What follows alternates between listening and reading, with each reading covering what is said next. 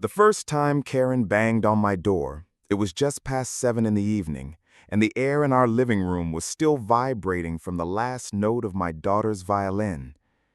I'd been sitting on the couch, head tilted back, eyes closed, letting the music soak into me like sunlight. My daughter, Emily, was only 15, but she played with the kind of soul you'd expect from a lifetime musician. Every bow stroke carried her heart. Every pause, every swell of sound felt like breathing life into silence. And then came the pounding.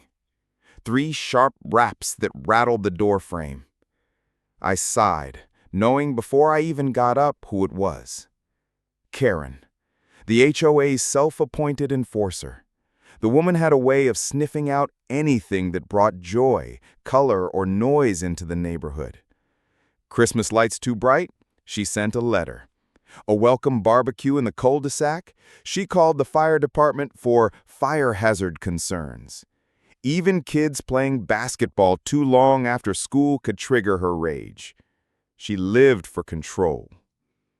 When I opened the door, she was standing there in her pressed khaki slacks and HOA polo shirt, clipboard clutched to her chest like a weapon.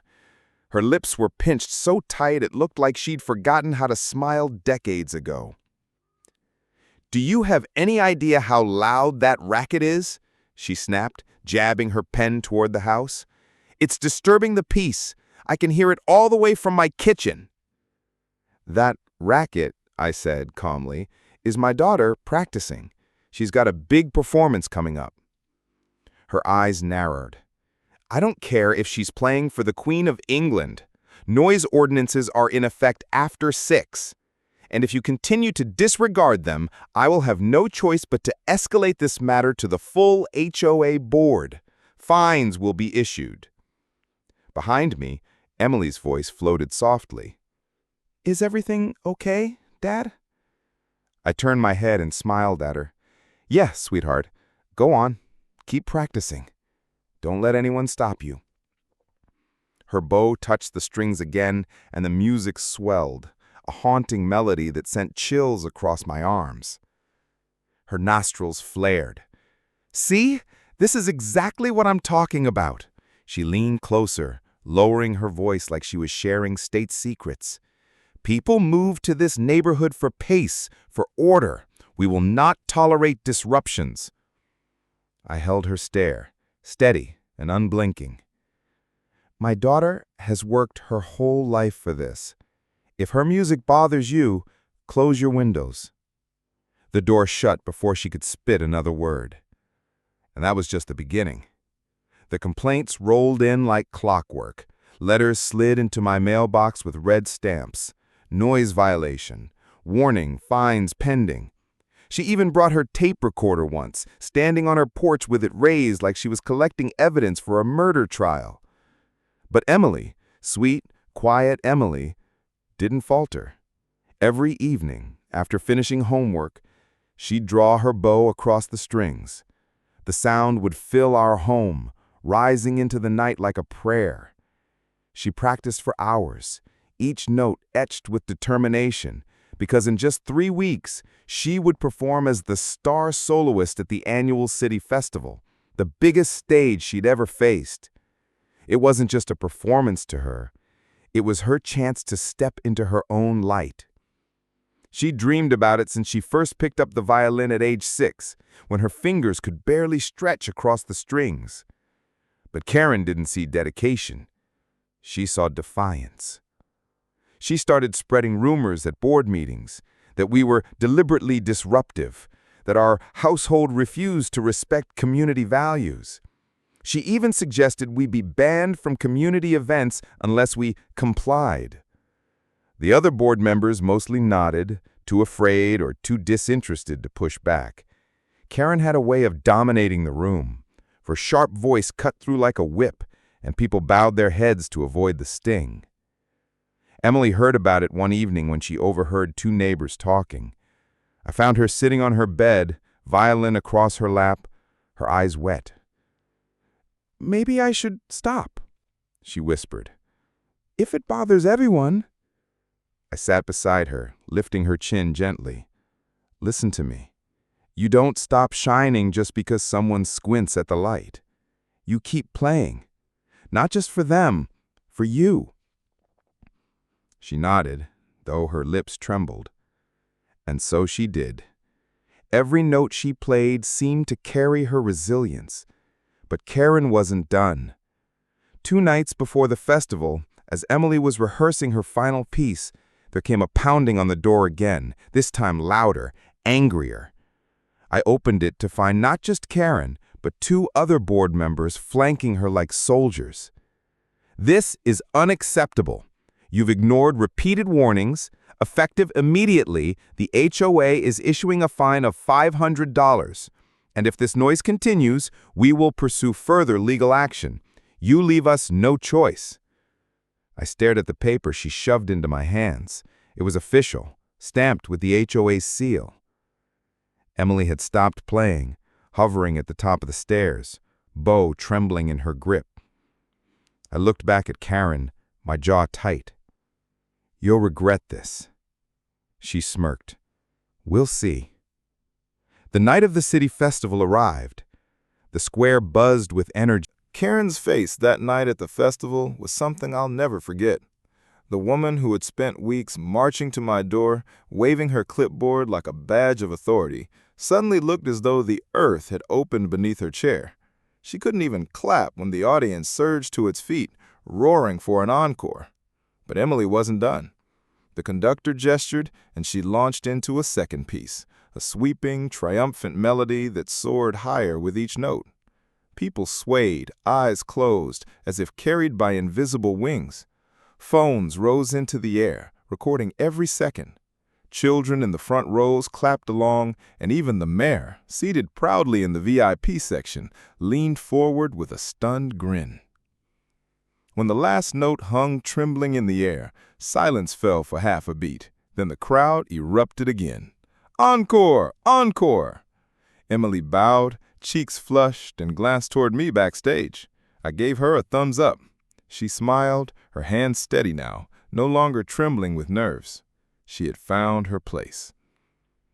And then, as the applause thundered, I caught sight of Karen trying to slip away, her expression sour. Like a thief caught in daylight, she ducked her head and shuffled toward the exit, as though leaving early might erase the humiliation. But the city had seen everything. The next morning, our neighborhood buzzed with talk. Videos of Emily's performance were everywhere. Facebook, Instagram, even the local news had shared clips with headlines like, "Teen Violinist Captivate City Festival." At the coffee shop, neighbors who had once avoided us now approached with wide smiles. "She's incredible, Mark. You must be so proud. When's her next performance? My kids can't stop watching the video." I nodded, soaking in every word, though part of me burned with satisfaction, because I knew Karen had to hear it all too. Sure enough, at the following HOA meeting, she walked in like a storm cloud. But this time, the room didn't bow to her. One board member, Mr. Lewis, cleared his throat. "Karen, about those fines you issued against the Harpers? They were within my rights. Noise violations are noise violations. The rules apply to everyone." But another member, Mrs. Ortiz, leaned forward. "Did you even know Emily was performing for the city festival? Her music wasn't just practice, it was preparation for something that brought pride to the whole community. People are calling our neighborhood home of the star violinist. Do you have any idea what kind of positive attention that brings?" Karen stiffened, her jaw clenched. "That's irrelevant. Rules are rules." But this time the board wasn't nodding. Instead, murmurs rippled through the room. For years, Karen had wielded her authority like a sword, cutting down anyone who crossed her. But now the very people she used to cow into silence were lifting their heads, emboldened by something larger. "Frankly, I think the fine should be dropped," Mrs. Ortiz added. "Agreed. In fact, maybe we should host a neighborhood concert. If Emily's willing, it could be a wonderful way to bring people together." The room filled with nods, smiles, whispers of excitement. Karen sputtered, her face blotchy red. "You can't be serious. Encouraging more noise? This is a residential area, not a concert hall." But her voice was drowned out. The board voted right then. Fine revoked. HOA rules amended to allow musical practice under reasonable circumstances, and a new community event was scheduled, an evening of music with Emily Harper. The pen that once had been her weapon was now useless in her hands. The night of the neighborhood concert, our cul-de-sac transformed. Folding chairs lined the lawns, string lights draped from trees, tables overflowed with homemade food. Families who once nodded stiff hellos now laughed together, plates in hand, their kids darting between them with sparklers. When Emily stepped forward, violin in hand, the crowd fell silent with anticipation. And then she played. It was different from the festival, more intimate, more personal. Her notes floated under the stars, carrying across familiar rooftops and gardens. People swayed, some wiping tears, others simply smiling as if something inside them had been soothed. Even the toughest neighbors, the ones who'd once muttered about too much noise, stood with arms folded, not in disapproval, but in awe. At the edge of the crowd, Karen lurked like a shadow, her arms crossed so tight they seemed ready to snap. She hadn't wanted to attend, I could tell, but the board had insisted on her presence as part of community unity. And so she stood there, forced to endure the very sound she had tried to erase. The very dirl she had dismissed as a nuisance was now the heartbeat of the neighborhood. When the last song ended, the crowd surged forward, surrounding Emily with praise, clapping her on the back, asking about lessons, future performances, even autograph requests. She blushed, overwhelmed but radiant. And Karen? For once, she had nothing to say. Her clipboard hung limp at her side, her pen still. Weeks passed, and Emily's star only rose higher. Invitations poured in for charity galas, school events, even a spot with the regional youth symphony. The city paper ran a full profile on her, from living room practice to festival spotlight, the rise of Emily Harper. Every article, every clip, every interview mentioned our neighborhood, the quiet community that nurtured a prodigy. Quiet, the word twisted with irony, because what Karen had fought hardest against, noise, was now the very thing giving the community fame and pride. Parents began enrolling their kids in music classes, inspired by Emily. One family even started a little Saturday jam session on their porch, strumming guitars and singing folk songs. Far from complaining, neighbors gathered to listen. The neighborhood, once rigid and silent under Karen's iron fist, had come alive with sound. And Karen? Her grip slipped. Her authority was no longer unquestioned. At meetings, her voice was met with polite smiles and dismissive shrugs. People openly challenged her, something unheard of before. The board slowly shifted away from her control. She was no longer the feared ruler, just a bitter reminder of what they had tolerated too long. And every time she tried to push back, someone would inevitably say, "Relax, Karen. Remember Emily's concert. That's what community's about." The phrase spread like wildfire. The sweetest moment came months later, at the mayor's gala. Emily had been invited to perform alongside the city's top musicians. Dressed in a flowing gown, hair pinned back, she looked older than her years, standing tall under the chandeliers. The mayor himself gave a speech afterward, praising her talent. "We're proud that such brilliance comes from our city, and proud of the community that supported her journey." Then, with a grin, he added, "Even when the practice sessions got a little loud." Laughter rippled through the crowd. Cameras flashed. I glanced across the room and saw her, Karen, somehow invited through her connections, shrinking in her seat as everyone chuckled at the joke. Her name wasn't spoken, but everyone knew. Her attempt to silence Emily had become her legacy.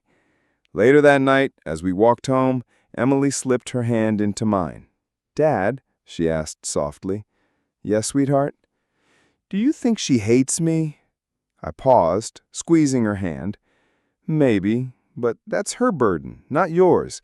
You don't play to please everyone. You play because it's who you are, and the world needs that." She smiled, her eyes glowing in the lamplight. "Thanks, Dad." And as the night breeze carried the faint hum of distant music, I realized something. Karen had tried to make us small, to shrink us into silence. But in the end, her hatred had only pushed Emily's music further, louder, brighter, unstoppable. That was the ultimate revenge. Because nothing terrifies people like Karen more than the sound of joy they cannot control. And Emily's joy would echo far beyond her reach, forever.